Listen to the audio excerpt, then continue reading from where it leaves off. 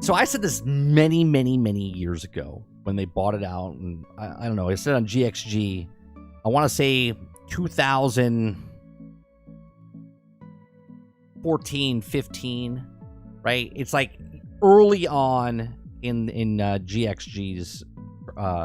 Most of you don't know, didn't watch back then, but I said that them buying it out, they'll make their money back real fast.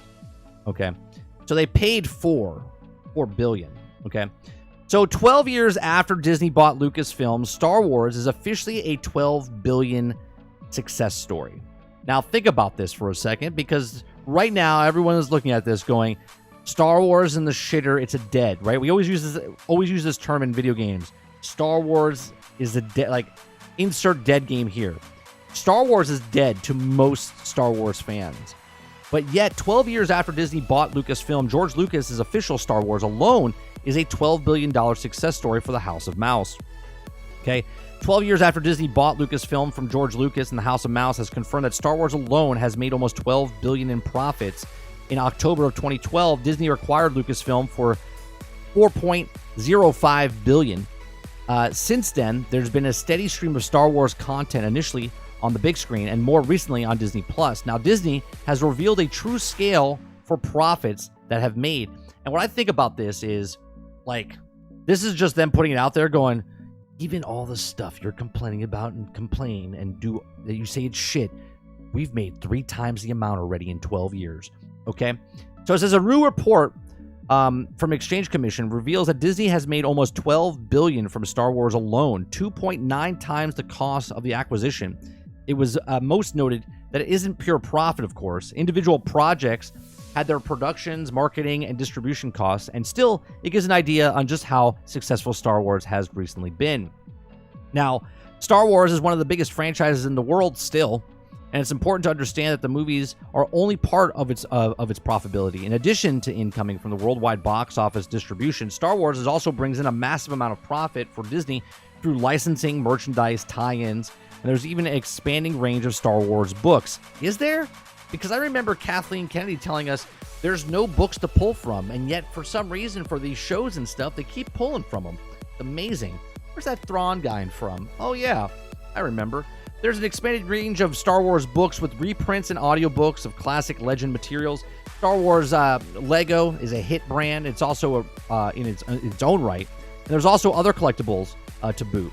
All these contribution to the franchise profitability. Now, it has been noted, though, that it's very difficult to calculate the profitability of a modern franchise, especially when you fucked it up as bad as you did. Okay, that flourishes on streaming. Disney Plus is depending on its steady stream of original content to retain subscribers, meaning that the value of the various Star Wars Disney Plus TV shows is uncertain. Now, The Mandalorian has particularly served as Disney Plus flagship TV show, until they ruined it. It was a bait and switch. With the premium release alongside the streaming service launch, and the debut of Baby Yoda drove more subscriptions than anyone had expected. Now, remember, Baby Yoda wasn't even supposed to be in the thing, and they always have to go back to the well, right? They always have to go back to the well, where I like The Mandalorian. The first season, I was like, oh, this is really cool. And I was like, oh, I could go so many places.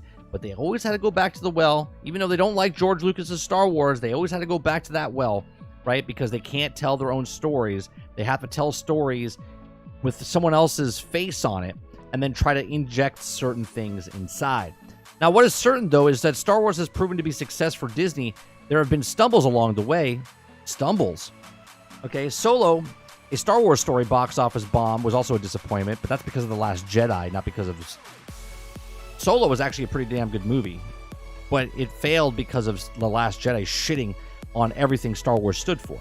Okay, and the sequel trilogy divided the fan base. Still, Disney will be pleased with the profitability and optimistic for the future.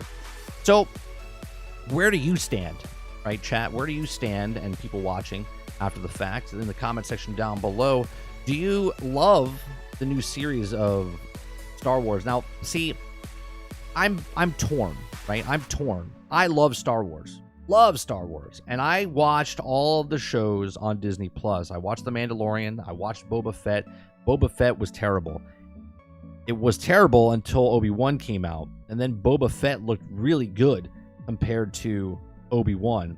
And then the Ahsoka show came out. Well, actually, Rogue One came out. Never watched Rogue One because the Obi-Wan show did what Last Jedi did for Solo's movie, for me personally, right? Obi-Wan was so bad that I didn't watch Rogue One for that purpose. I was like, I'm not doing it. I'm not doing it. I'm not falling for this. Everyone says, oh, it's a great film. It's a great film, but or a great show. And I'm like, maybe I'll watch it. Maybe I won't. I still haven't seen it. And then Ahsoka came out. And I was like, it was hit or miss. It was good. It was bad. I don't know, man. Like, Star Wars for me right now is a 100% miss. Travis in chat talks about Cal Kestis. I have more fun with the video game Star Wars stories than the stories they've told inside. Even the Star Wars Battlefront 2 single-player story is a better story than any of the new trilogy series that came out in 2015, 2017, and 2019.